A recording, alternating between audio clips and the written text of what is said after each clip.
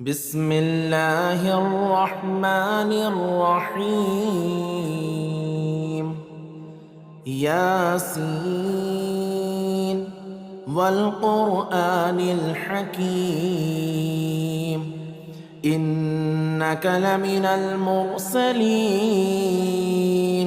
على صراط مستقيم تنزيل العزيز الرحيم لتنذر قوما ما أنذر آباؤهم فهم غافلون. لقد حق القول على أكثرهم فهم لا يؤمنون. إنا جعلنا في أعناقهم أغلالا فهي إلى الأذقان فهم مقمحون. وجعلنا من بين أيديهم سدا ومن خلفهم سدا فأغشيناهم فهم لا يبصرون. وسواء عليهم أأنذرتهم أم لم تنذرهم لا يؤمنون.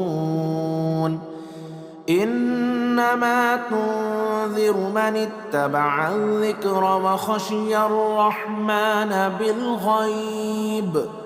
فبشره بمغفرة وأجر كريم. إنا نحن نحيي الموتى ونكتب ما قدموا وآثارهم وكل شيء أحصيناه في إمام مبين. واضرب لهم مثلا أصحاب القرية إذ جاءها المرسلون إذ أرسلنا إليهم 2 فكذبوهما فعززنا بثالث فقالوا إنا إليكم مرسلون. قالوا ما أنتم إلا بشر مثلنا وما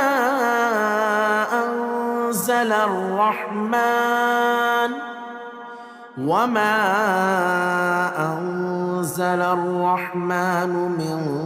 شيء إن أنتم إلا تكذبون. قالوا ربنا يعلم إنا إليكم لمرسلون وما علينا إلا البلاغ المبين. قالوا إنا تطيرنا بكم لئن لم تنتهوا لنرجمنكم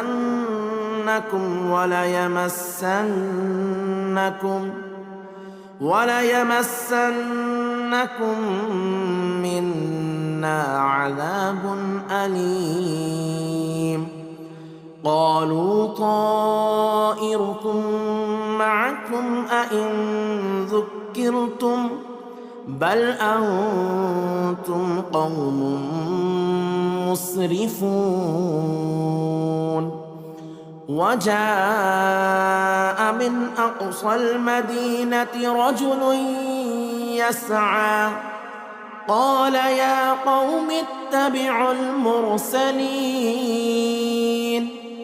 اتبعوا من لا يسألكم أجرا وهم مهتدون. وما لي لا أعبد الذي فطرني وإليه ترجعون أأتخذ من دونه آلهة إن يردني الرحمن بضر لا تغن عني شفاعتهم شيئا ولا ينقذون إني إذا لفي ضلال مبين إني آمنت بربكم فاسمعون قيل ادخل الجنة قال يا ليت قومي يعلمون بما غفر لي ربي وجعلني من المكرمين وما أنزلنا على قومه من بعده من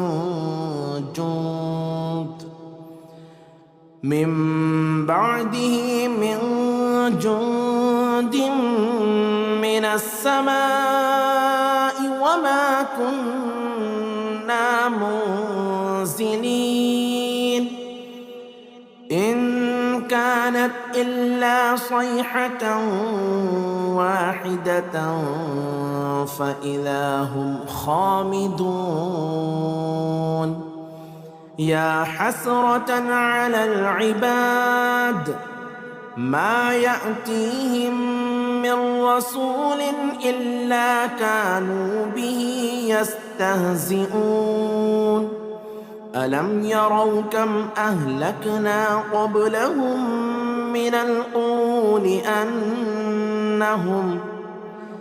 أنهم إليهم لا يرجعون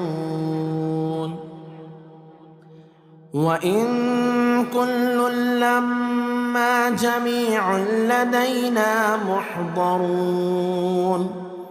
وآية لهم الأرض الميتة أحييناها وأخرجنا منها حبا فمنه يأكلون وجعلنا فيها جنات من نخيل وأعناب وفجرنا فيها من العيون ليأكلوا من ثمره وما عملته أيديهم أفلا يشكرون سبحان الذي خلق الأزواج كلها مما تنبت الأرض ومن أنفسهم ومما لا يعلمون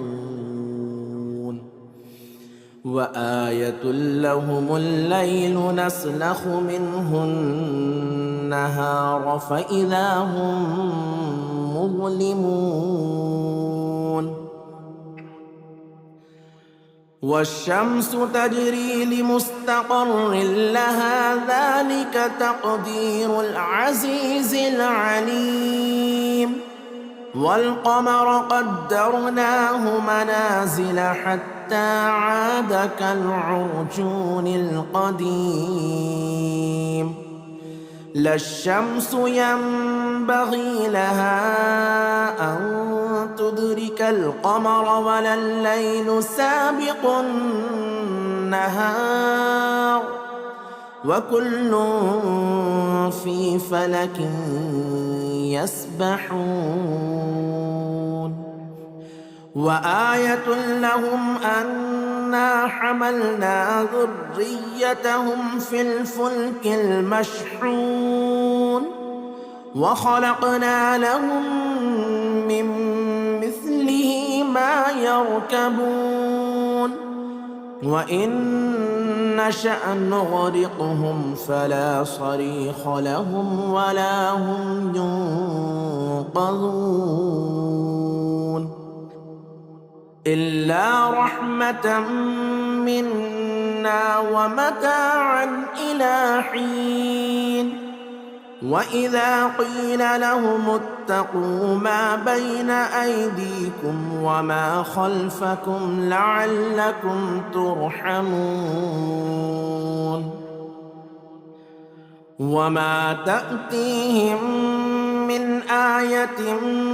من آيات ربهم إلا كانوا عنها معرضين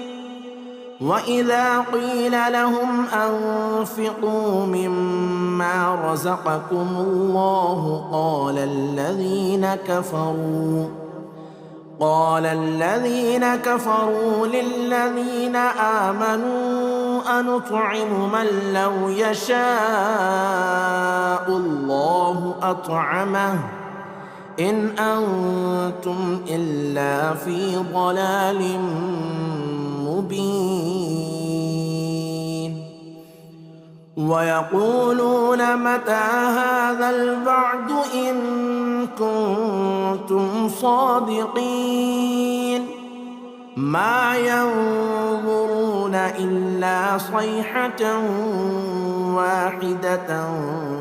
تأخذهم وهم يخصمون فلا يستطيعون توصية ولا إلى أهلهم يرجعون ونفخ في الصور فإذا هم من الأجداث إلى ربهم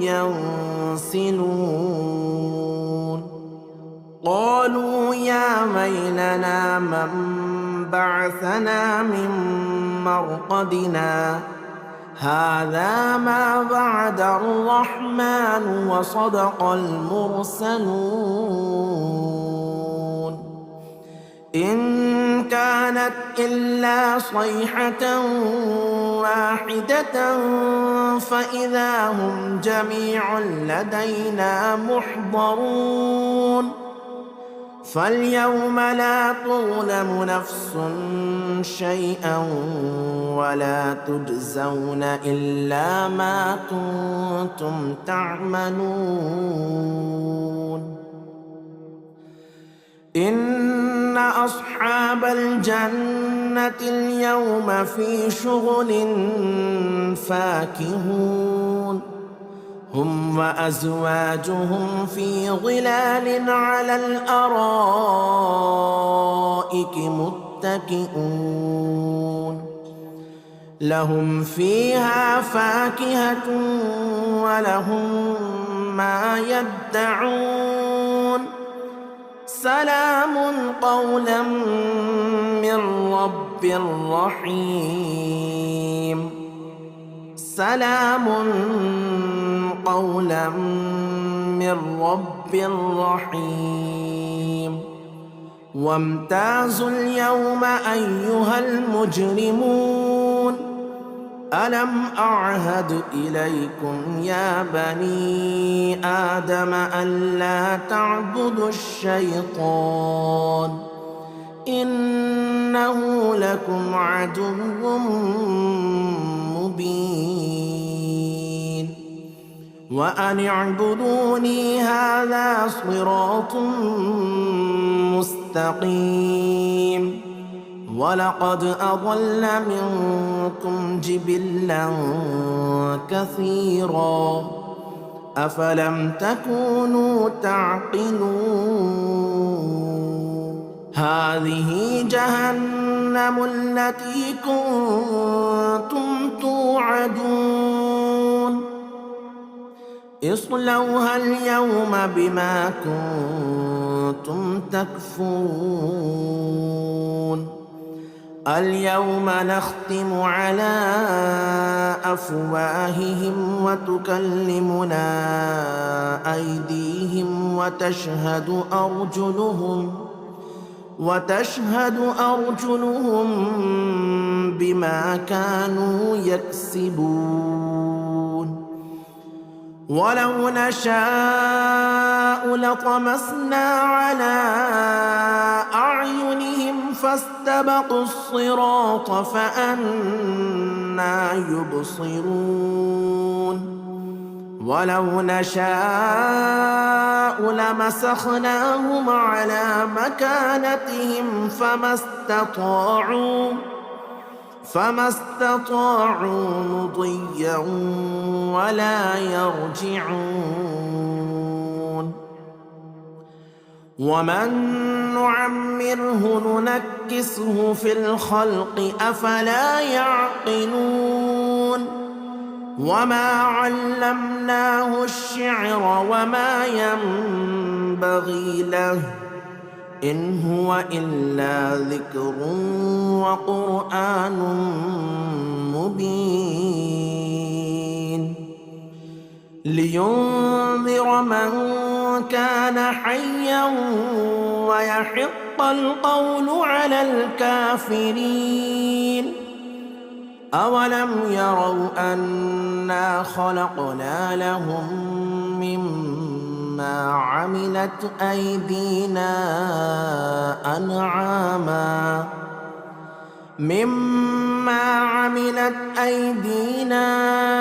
أنعاما فهم لها مالكون. وذللناها لهم فمنها ركوبهم ومنها يأكلون ولهم فيها منافع ومشارب أفلا يشكرون. واتخذوا من دون الله آلهة لعلهم ينصرون. لا يستطيعون نصرهم وهم لهم جند محضرون. فلا يحزنك قولهم إنا نعلم ما يسرون وما يعلنون. أولم ير الإنسان أنا خلقناه من نطفة فإذا هو خصيم مبين. وضرب لنا مثلا ونسي خلقه قال من يحيي العظام وهي رميم. قل يحييها الذي أنشأها أول مرة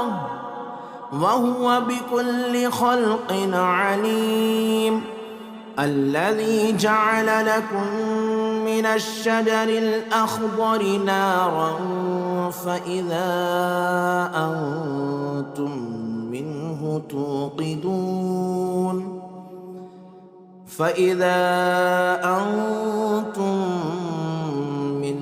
توقدون. أوليس الذي خلق السماوات والأرض بقادر على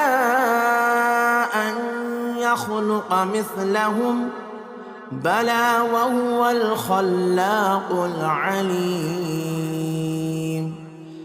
إنما أمره إذا أراد شيئا أن يقول له كن فيكون. فسبحان الذي بيده ملكوت كل شيء وإليه ترجعون. بسم الله الرحمن الرحيم. الرحمن علم القرآن خلق الإنسان علمه البيان. الشمس والقمر بحسبان والنجم والشجر يسجدان. والسماء رفعها ووضع الميزان ألا تطغوا في الميزان وأقيموا الوزن بالقسط ولا تخسروا الميزان والأرض وضعها للأنام فيها فاكهة والنخل ذات الأكمام والحب ذو العصف والريحان فبأي آلاء ربكما تكذبان خلق الإنسان من صلصال كالفخار وخلق الجان من مارج من نار فبأي آلاء ربكما تكذبان رب المشرقين ورب المغربين فبأي آلاء ربكما تكذبان مرج البحرين يلتقيان بينهما برزخ لا يبغيان فبأي آلاء ربكما تكذبان يخرج منهما اللؤلؤ والمرجان فبأي آلاء ربكما تكذبان وله الجبال المنشآت في البحر كالأعلام فبأي آلاء ربكما تكذبان كل من عليها فان ويبقى وجه ربك ذو الجلال والإكرام فبأي آلاء ربكما تكذبان يسأله من في السماوات والأرض كل يوم هو في شأن فبأي آلاء ربكما تكذبان سنفرغ لكم أيها الثقلان فبأي آلاء ربكما تكذبان يا معشر الجن والإنس إن استطعتم أن تنفذوا من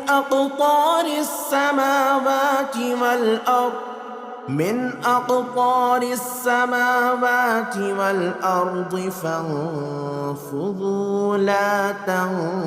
تنفذون إلا بسلطان فبأي آلاء ربكما تكذبان يرسل عليكما شواظ من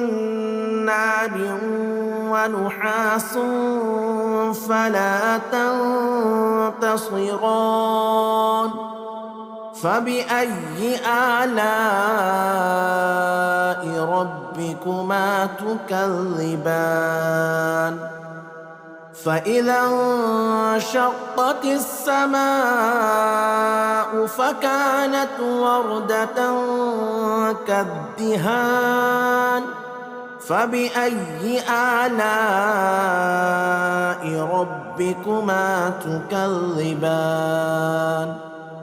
فيومئذ لا يسأل عن ذنبه إنس ولا جان فبأي آلاء ربكما ربكما تكذبان يعرف المجرمون بسيماهم فيؤخذ بالنواصي والأقدام فبأي آلاء ربكما تكذبان هذه جهنم التي يكذب بها المجرمون يطوفون بينها وبين حميم آن فبأي آلاء ربكما تكذبان ولمن خاف مقام ربه جنتان فبأي آلاء ربكما تكذبان ذواتا أفنان فبأي آلاء ربكما تكذبان فيهما عينان تجريان فبأي آلاء ربكما تكذبان فيهما من كل فاكهة زوجان فبأي آلاء ربكما تكذبان متكئين على فرش بطائنها من استبرق وجنى الجنتين دان فبأي آلاء ربكما تكذبان فيهن قاصرات الطرف لم يطمثهن إنس قبلهم ولا جان فبأي آلاء ربكما تكذبان كأنهن الياقوت والمرجان فبأي آلاء ربكما تكذبان هل جزاء الإحسان إلا الإحسان فبأي آلاء ربكما تكذبان ومن دونهما جنتان فبأي آلاء ربكما تكذبان مدهامتان فبأي آلاء ربكما تكذبان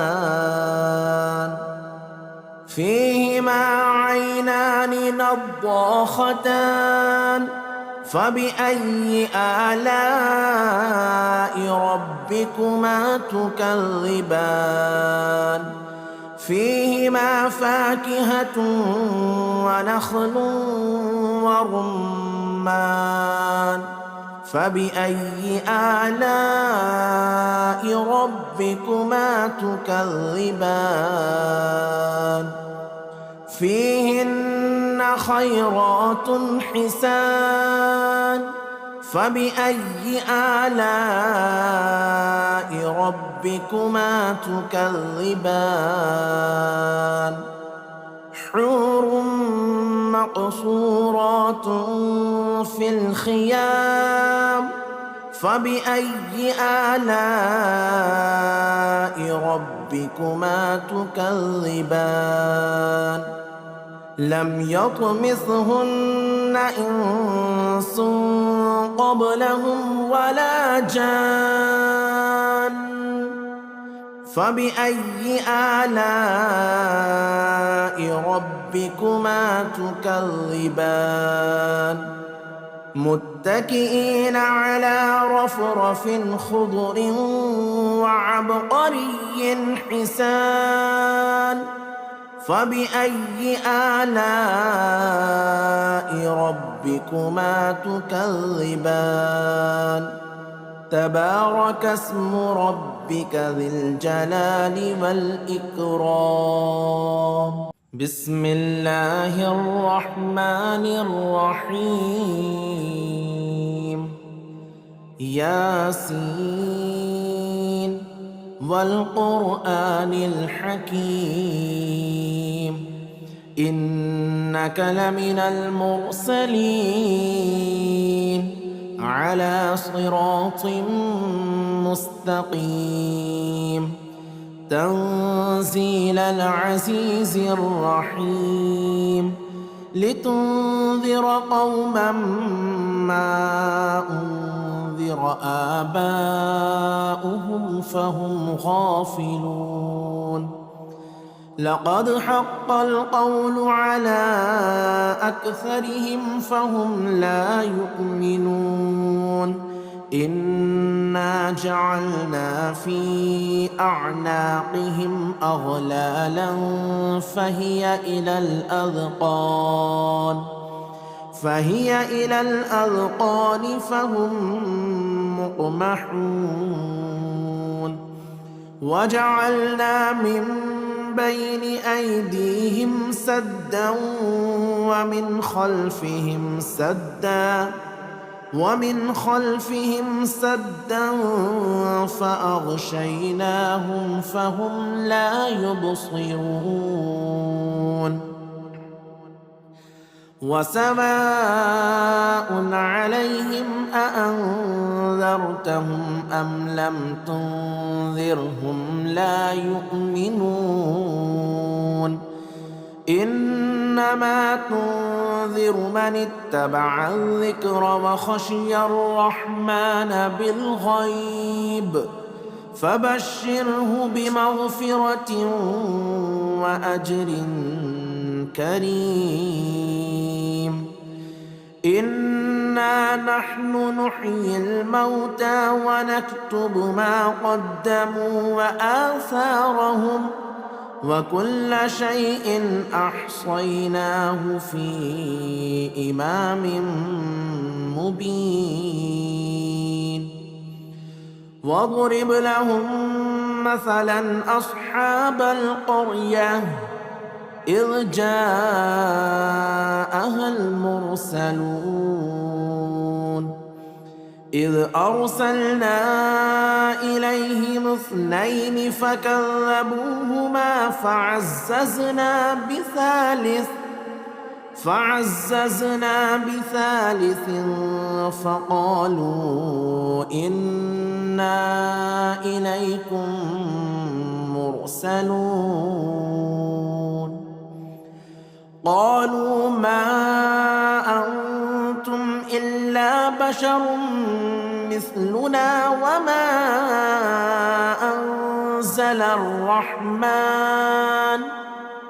وما أنزل الرحمن من شيء إن أنتم إلا تكذبون قالوا ربنا يعلم إنا إليكم لمرسلون وما علينا إلا البلاغ المبين قالوا إنا تطيرنا بكم لئن لم تنتهوا لنرجمنكم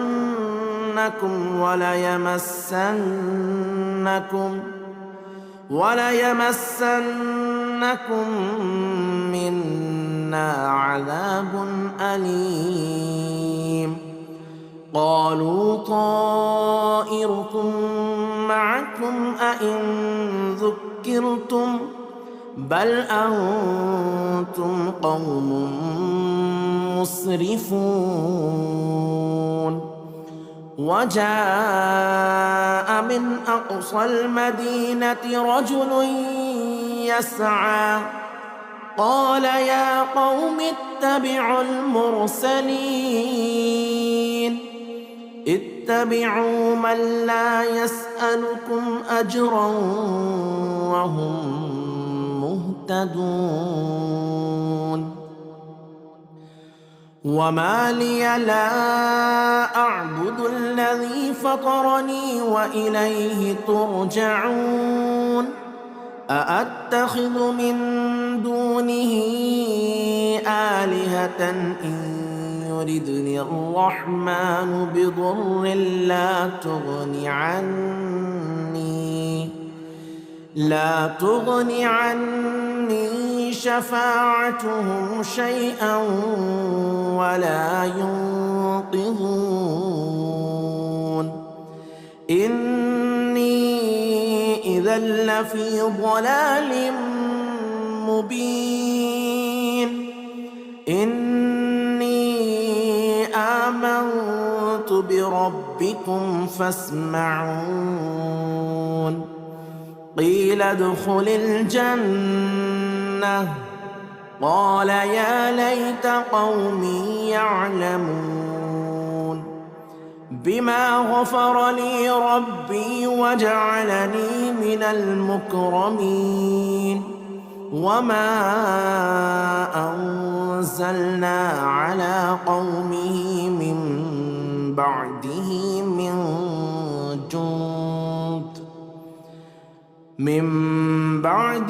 من جند من السماء وما كنا منزلين إن كانت إلا صيحة واحدة فإذا هم خامدون يا حسرة على العباد ما يأتيهم من رسول إلا كانوا به يستهزئون ألم يروا كم أهلكنا قبلهم من القرون أنهم إليهم لا يرجعون وإن كل لما جميع لدينا محضرون وآية لهم الأرض الميتة أحييناها وأخرجنا منها حبا فمنه يأكلون وجعلنا فيها جنات من نخيل وأعناب وفجرنا فيها من العيون ليأكلوا من ثمره وما عملته أيديهم أفلا يشكرون سبحان الذي خلق الأزواج كلها مما تنبت الأرض ومن أنفسهم ومما لا يعلمون وآية لهم الليل نسلخ منه النهار فإذا هم مظلمون والشمس تجري لمستقر لها ذلك تقدير العزيز العليم والقمر قدرناه منازل حتى عاد كالعرجون القديم لا الشمس ينبغي لها أن تدرك القمر ولا الليل سابق النهار وكل في فلك يسبحون وآية لهم أنا حملنا ذريتهم في الفلك المشحون وخلقنا لهم من مثله ما يركبون وإن نشأ نغرقهم فلا صريخ لهم ولا هم ينقذون إلا رحمة منا ومتاعا إلى حين وإذا قيل لهم اتقوا ما بين أيديكم وما خلفكم لعلكم ترحمون وما تأتيهم من آية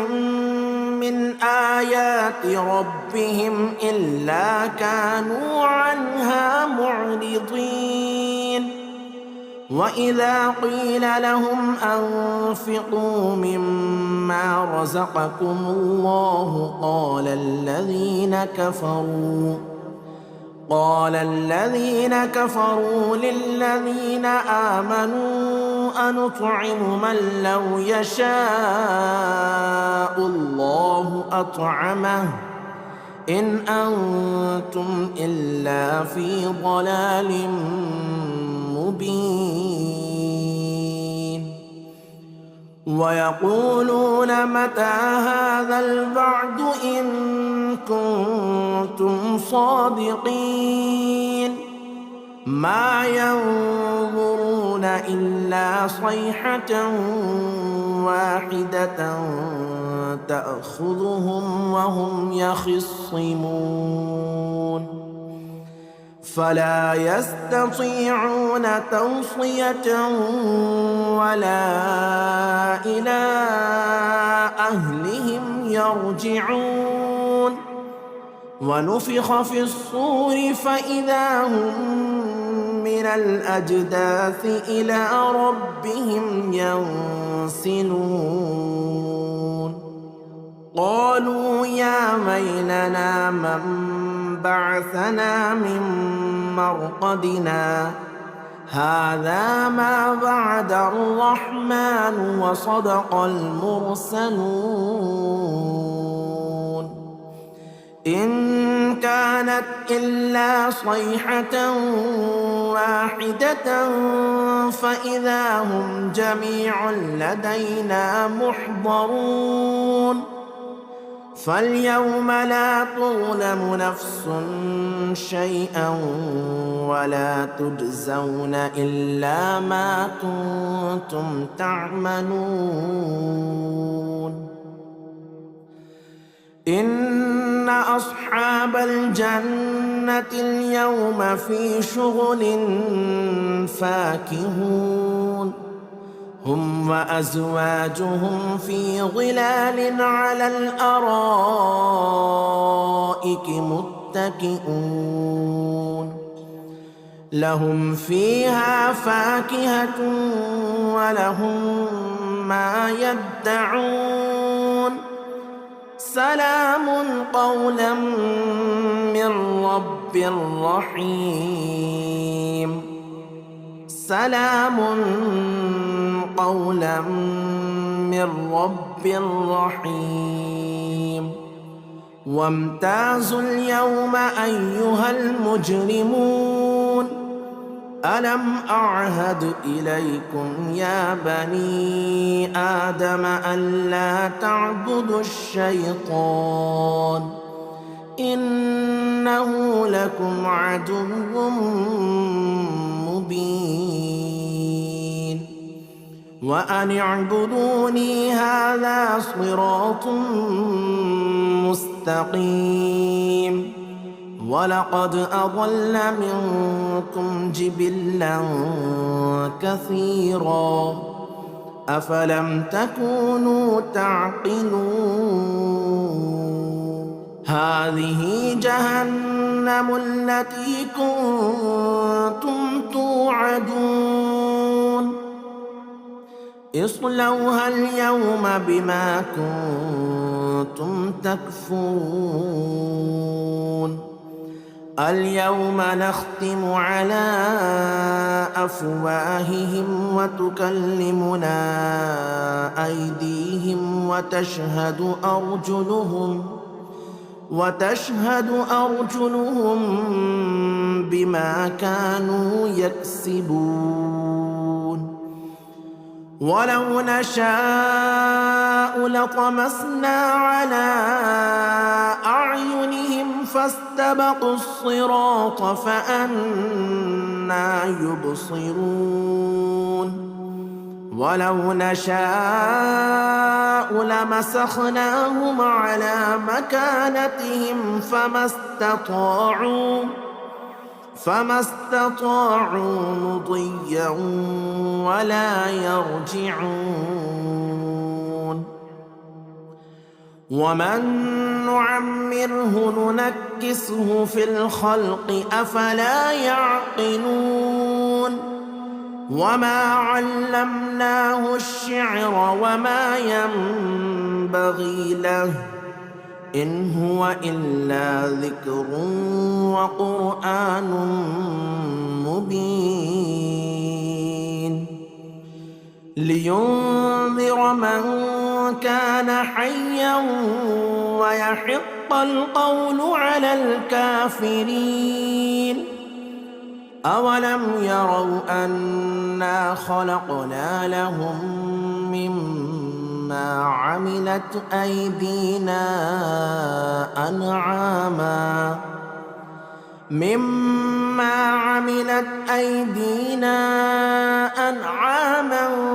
فهم لها مالكون وذللناها لهم فمنها ركوبهم ومنها يأكلون ولهم فيها منافع ومشارب أفلا يشكرون واتخذوا من دون الله آلهة لعلهم ينصرون لا يستطيعون نصرهم وهم لهم جند محضرون فلا يحزنك قولهم إنا نعلم ما يسرون وما يعلنون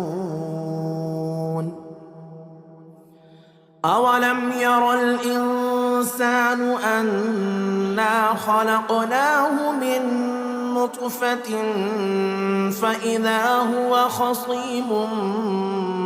مبين وضرب لنا مثلا ونسي خلقه قال من يحيي العظام وهي رميم قل يحييها الذي أنشأها أول مرة وهو بكل خلق عليم الذي جعل لكم من الشجر الأخضر نارا فإذا أنتم منه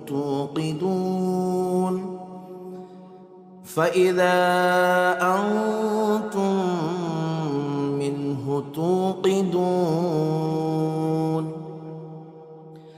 أوليس الذي خلق السماوات والأرض بقادر على أن يخلق مثلهم بلى وهو الخلاق العليم إنما أمره إذا أراد شيئا أن يقول له كن فيكون